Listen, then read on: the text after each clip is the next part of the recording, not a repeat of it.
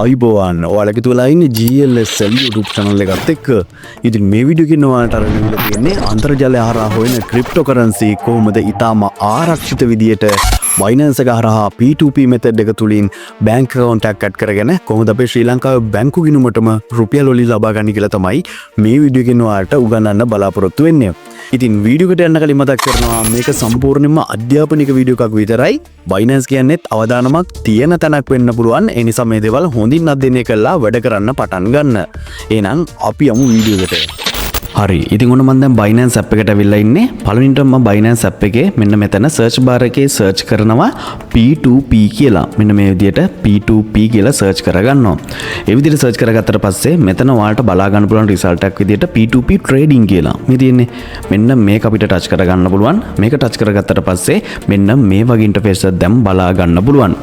ඉතින් මෙතනදී අපිට බලා ගන්න පුළුවන් profile කියලා තියෙනවා දකුණු පැත්තේ පහළින්ම. මේ තියෙන්නේ මේක එකපාරට touch කරගත්තාම මෙතන payment method කියලා ඒකත් ටච් කරගන්න තියෙන්නේ. ඒක ටච් කරගත්තට පස්සේ අපි ඇඩ් කරගෙන තියෙන payment method මෙතන බලා ගන්න පුළුවන්. ඉතින් මෙතනින් ඔයාලට මේ add new payment method කියන තැන ටච් කරලා ඉදිරියට යන්න පුළුවන්. ඊටත් පස්සේ ඔයාලට මෙන්න මේ විදිහට තමයි බලා ගන්න පුළුවන් වෙන්නේ. මෙන්න මෙතන search කරන්න bank transfer කියලා. දැන් මේ විදිහට bank transfer කියලා search කරපු ගමන් උඩින් එනවා bank transfer කියලා විතරක්. අන්න ඒක ඔයාලට පුළුවන් ටච් කරන්න.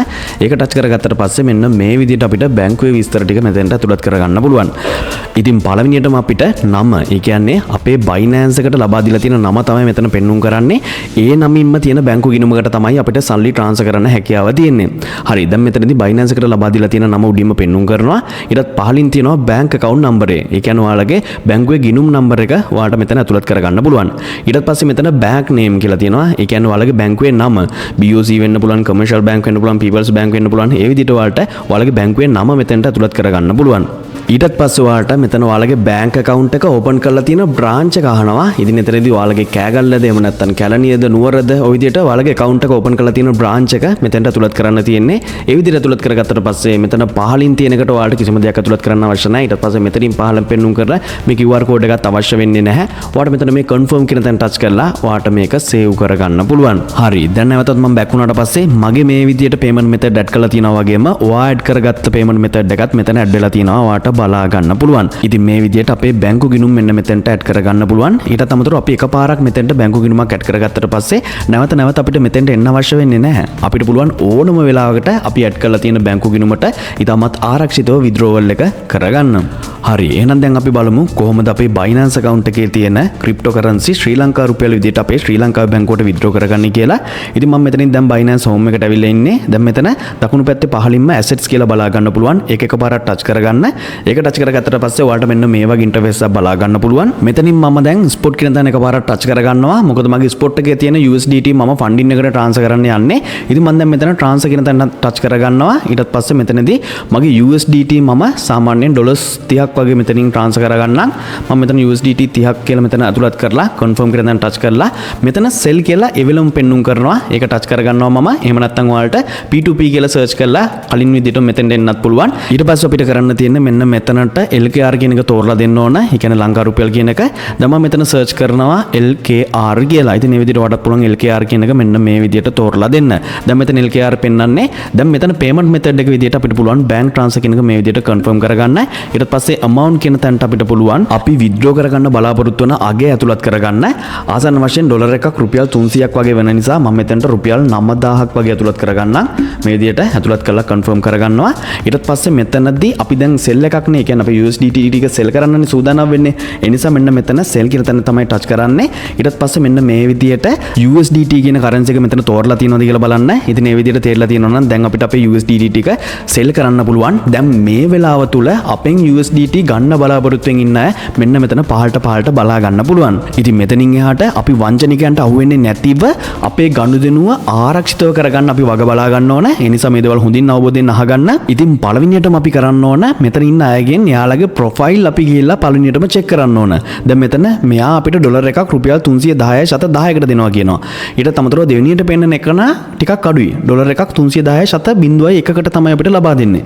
හැබැයි මෙතනදී මෙයා වැඩිපුර මුදලකට අපිට සල්ලි ලබා දුන්නට මෙයාගේ ඇතුළට ගියපුවම ප්‍රොෆයිල් එක ෆීඩ්බැක් වලින් මෙයාට බැනලා තියෙනවා වෙන්න පුළුවන්. මෙයා ට්‍රාන්සැක්ෂන් කරලා නැති වෙන්න පුළුවන්. ওই විදිහට මෙයාගේ ෆීඩ්බැක් වල නෙගටිව් ෆීඩ්බැක් වැඩි නම් එයාව අපි තෝරගන්නේ නැහැ. අපි මෙතනදී පොසිටිව් ෆීඩ්බැක් වැඩි නම් මෙයාගේ ට්‍රාන්සැක්ෂන් හොඳ නම් අද දවස් තුලත් මෙයා ට්‍රාන්සැක්ෂන් ගොඩක් කරලා තියෙනවා නම් ඒ වගේම ගොඩ දෙනෙක් මෙයාට හොඳ කියලා තියෙනවා නම් මෙයාව තෝරගන්න පුළුවන්. හරි දැන් මම මේ විදිහට එයාගේ ප්‍රොෆයිල් එක මේ විදිහට ටච් කරගන්නවා.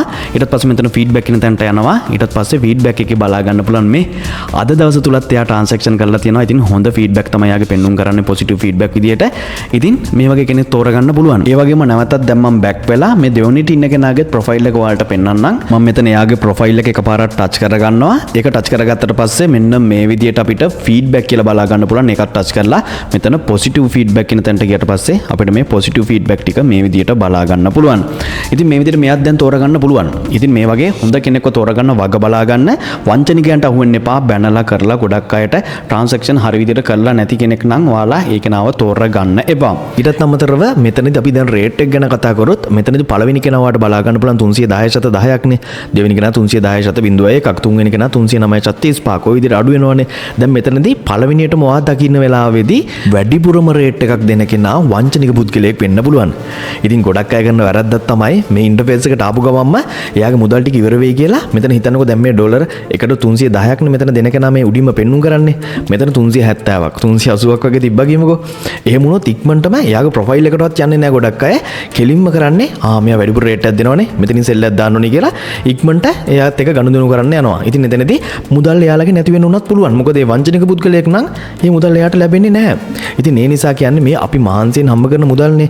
ඉතින් ඒ නිසා මේ මහන්සියෙන් හම්බ කරන මුදල් ආරක්ෂිතව අපේ බැංකුවට ලබා ගන්න නම් අනිවාර්යයෙන්ම අපි ගනුදෙනුවක් කරද්දී ඒ ගනුදෙනුව කරන කෙනාගේ ප්‍රොෆයිල් එකට ගිහිල්ලා බලන්න. එයාගේ නෙගටිව් ෆීඩ්බැක්ද වැඩි පොසිටිව් ෆීඩ්බැක්ද වැඩි? මිනිස්සු ගොඩ දෙනෙක් බැනලා කරලා තියෙනවද? අද දවසෙත් මෙයා ගනුදෙනු කරලා තියෙනවද? මෙයාගේ ගනුදෙනුවක් කරද්දී ඉතාමත් ඉක්මනින් මෙයා මුදල් ලබා දෙනවද? මෙන්න මේ දේවල් හොඳින් බලන්න. විනාඩි කිහිපයක් යන්නේ ඒ විදිහට බලලි වෙලා ඔයාට පුළුවන් එයත් එක්ක ගනුදෙනුව ඉතාමත් ආරක්ෂිතව කරගන්න. ඉතින් දැන් මේ පළවෙනියට බලපු කෙනාගේ ෆීඩ්බැක් හොඳ නිසා මම එයාව තෝරගන්න තමයි සූදානම් වෙන්නේ. ඒක නිසා මම මෙන්න මෙතන දකුණු පැත්තේ සෙල් කියන රතු පාට අයිකන් එක එකපාරක් ටච් කරගන්නවා. ඒ විදිහට ටච් කරගත්තට පස්සේ මෙන්න මේ වගේ ඉන්ටර්ෆේස් එකක් තමයි දැන් බලා ගන්න පුළුවන් වෙන්නේ. දැන් මෙතනදී මේ buy LKR රුපියල් 9000ක් තමයි මෙතන පෙන්නුම් කරන්නේ. හැබැයි මෙයා අපිට දෙන්නේ රේට් එක විදියට 310කටනේ. ඉතින් එතකොට රුපියල් 9000ට වඩා වැඩිපුර මුදලක් අපිට ලැබෙනවා. ඒ නිසා අපි මෙතනදී මේ buy USDT කියන තැන එකපාරක් ටච් කරලි වෙලා අපිට පුළුවන් එතනදී USD 30 කියලා කෙලින්ම සඳහන් කරන්න. ඒක නිසා මම මෙතන USD 30 කියලා සඳහන් කරනවා. එතකොට ඔයාලට බලා ගන්න පුළුවන් මේ රුපියල් 9200 ගාණක් යනවා අපිට ලැබෙන මුදල. ඉතින් ඒක මෙතන පෙන්නුම් කරනවා. හරි දැන් ඊටත් පස්සේ අපිට කරන්න තියෙන්නේ මෙන්න මෙතනින් අපේ බැංකු ගිණුම තෝරලා දෙන්න. අපි අර කලින් ඇතුළත් කරගත්ත බැංකු ගිණුම මෙතනින් තෝරලා දෙන්න තියෙන්නේ. ඊටත් පස්සේ පහළ තියෙන රතු පාට ප්ලේස් ඕඩර් කියන අයිකන් එක එකපාරට ටච් කරගන්න තියෙන්නේ. දැන් මෙතන අපේ විස්තර ටික හරියටම තියෙනවා නම් දැන් මේ chat කියන බටන් එක ටච් කරලා අපිට ඇත්ත එක chat එකක් දාන්න පුළුවන්. ඉතින් මෙයා මෙතනදී කියනවා අනිවාර්යයෙන්ම අපේ දුරකථන අංකය මෙතනදී ඇතුළත් කළ යුතුයි කියලා. ඉතින් මම දැන්ටමත් මෙයාත් එක්ක ට්‍රාන්සැක්ෂන් කීපයක් කරලා තියෙන නිසා සමහරට මෙයා මගෙන් දැන් ඉල්ලන්නේ නැති වෙයි. දැන් ඉල්ලුවොත් දැනුත් මට නම්බර් එක දෙන්න වෙනවා. ඉතින් ඔයා වුණත් ට්‍රාන්සැක්ෂන් එකක් කරද්දී ඔයාගේ නම්බරය ඉල්ලනවා නම් අනිවාර්යයෙන්ම ඔයාගේ නම්බරය ඉස්සෙල්ලාම දීලා ඉන්න. අපි බලමු මෙයා මගේ නම්බරේ නැවතත් ඉල්ලයිද කියලා. මම කලින් නම්බර්ස් එක දීලා තියෙන නිසා සමහරට ඉල්ලන්නේ නැති වෙයි. කොහොම නමුත් දැන් මෙයා මට මගේ බැංකු ගිණුමට සල්ලි දැම්මට පස්සේ මට මැසේජ් එකක් එවනවා. ඊට අමතරව Binance එකනොත් ඊමේල් එකක් වගේම නොටිෆිකේෂන් ලැබෙන්න පුළුවන්. ඒ වගේම ඔයාලා බැංකු ගිණුමේ SMS සර්විස් එක ඇක්ටිවේට් කරලා තියෙනවා නම් ඔයාටත් SMS එකක් ලැබෙන්න පුළුවන්. ඒ වගේම තවත් ඔයාට ඇඩ්වයිස් එකක් දෙන්නම්. ඒ තමයි ඔයාට සල්ලි ටික ලැබුණ ගමන්ම ඔයා අනිත් පැත්තට ඇවිල්ලා ක්‍රිප්ටෝ ටික රිලීස් කරන්න යන්න එපා. එයාට කාලයක් තියෙනවා වගේම ඔයාටත් යම්කිසි කාලයක් තියෙනවා. ඒ නිසා ඔයාට ලැබිලා තියෙන මුදල හරියටම චෙක් කරන්න දෙපාරක් තුන් පාරක් හරි කමක් නැහැ. ඔයා රික්වෙස්ට් කරපු මුදලම ඔයාට ලැබිලා තියෙනවද කියලා හොඳින් පරීක්ෂා කරලා බලලා නැවතත් Binance එකට ඇවිල්ලා ඔයාට බය නැතුව දැන් ක්‍රිප්ටෝ ටික රිලීස් කරලා දාන්න පුළුවන්. හරි දැන් මට මේ විදිහට මුදල් ටික හරියටම ලැබිලා තියෙන නිසා ඔන්න මම දැන් මගේ Binance එකට එනවා. ඇවිල්ලා chat එකට ආවට පස්සේ මෙන්න මේ විදිහට එයා ඒවල තියෙන ස්ක්‍රීන්ෂොට් එකත් ඔයාට බලා ගන්න පුළුවන්. ඉතින් එයා සල්ලි දැම්මට පස්සේ මට මෙන්න මේ විදිහට ස්ක්‍රීන්ෂොට් එකක් එවලා තියෙනවා. දැන් මට හරියට මුදල් මෙයා ලබා දීලා තියෙන්නේ. ඒ නිසා දැන් මම කරන්න තියෙන්නේ මෙන්න මේ දකුණු පැත්තේ උඩින්ම පෙන්නුම් කරන payment කියන කහපාට අයිකන් එක ටච් කරගන්නවා. ඊටත් පස්සේ මෙන්න මේ විදිහට ඔප්ෂන් දෙකක් එනවා. ඉතින් මෙතනදී බැරි වෙලාවත් එයා අපිට මුදල් ටික එව්වේ නැති වුණොත් අපිට පුළුවන් මෙන්න මේ I have not received payment from the buyer කියන එක ටච් කරලා ඉදිරියට යන්න. එහෙම නැත්නම් අපිට පුළුවන් එයා කියපු විදිහටම මේ මුදල් ටික ඒ විදිහටම ලබා දීලා තියෙනවා නම් මේ I have verified that the payment කියන එක ටච් කරලා පහලින් පෙන්නුම් කරන කහපාට confirm release කියන එක ටච් කරගන්න තියෙන්නේ. ඊටත් පස්සේ ඔයාලට fingerprint එක හරි එහෙම නැත්නම් මොනවා හරි security site එකක් ඔයාලා enable කරලා තියෙනවා නම් එතනින් මේ security site එකත් ඔයාලා accept කරලා ඔයාලට crypto ටික release කරලා දාන්න පුළුවන්. ඊටත් පස්සේ මේ විදිහට crypto ටික release කරපු ගමන් මෙන්න මේ විදිහට ඔයාලට දැන් බලා ගන්න පුළුවන්. ඉතින් ඔන්න ඔය විදිහට තමයි ක්‍රිප්ටෝකරන්සි ශ්‍රී ලංකා බැංකුවට ඉතාමත් ආරක්ෂිතව ලබා ගන්න. ඉතින් මම හිතනවා අද වීඩියෝ එකත් ඔයාලට ප්‍රයෝජනවත් වෙන්න ඇති කියලා. වීඩියෝ එක හොඳයි කියලා හිතෙනවා නම් අනිවාර්යයෙන්ම වීඩියෝ එකට ලයික් එකක් දාන්න.